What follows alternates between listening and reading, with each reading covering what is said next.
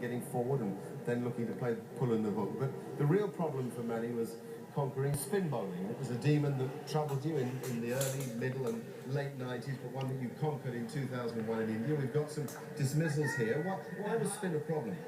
Well, I think firstly just growing up on wickets like the Gabba, and in fact all of our venues were pretty much wickets designed, custom made for fast bowling. So, you know, you take you out of your comfort zone when you're playing on turning wickets. But as you know, Mark, Test match cricket goes 5 days, so it's actually critical that you learnt this as a philosophy. I could always survive against spin, but I found it really hard to dominate spin, and that was a problem. So what do you do? Show us, tell us how you changed your way against spin and became such an outstanding, not just defender, but also attacker against it. Well, I think the first thing is to understand your cues as a batter. For mine, it was full. That was something I used to actually embarrass myself with and yell out. If I could see the trajectory of the ball coming out of the hand, I would call out full, which means I was actually in a position to come and get the ball. If I wasn't there in that scenario where I could get to it, then I was looking basically either to defend, always hitting with the spin. It's a real trap if you start playing against the spin in any way. So it's very, very, very important to have a striking option. The sweep shot was that for me. It could place me in an area where I could turn a potentially good length ball for a spin bowler into something which could suit me to get a boundary.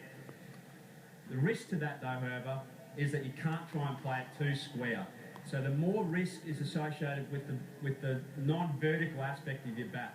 As soon as you're in a position where you're hitting it square, or in fact down on the ball, there's a lot less risk associated with it. It was a critical part to my cricket and a very, very important part for me just to get off strike and put the bowler in a position where he was feeling under pressure. And that, of course, makes him change his length and his line and allowed you to develop the cut shot. You said earlier you weren't a great cutter of the ball against pace. You became the most effective cutter of the ball against spin. Well, I think, again, it's just that interruption to the bowling pattern. What you're wanting to do as a batsman is change their thinking. They're looking to get you out in certain areas with certain fields. So if you can change by way of a sweep shot the length of a bowler, then most certainly, because it is much slower, being able to rock back, again using the principle of playing with the spin, is a weapon.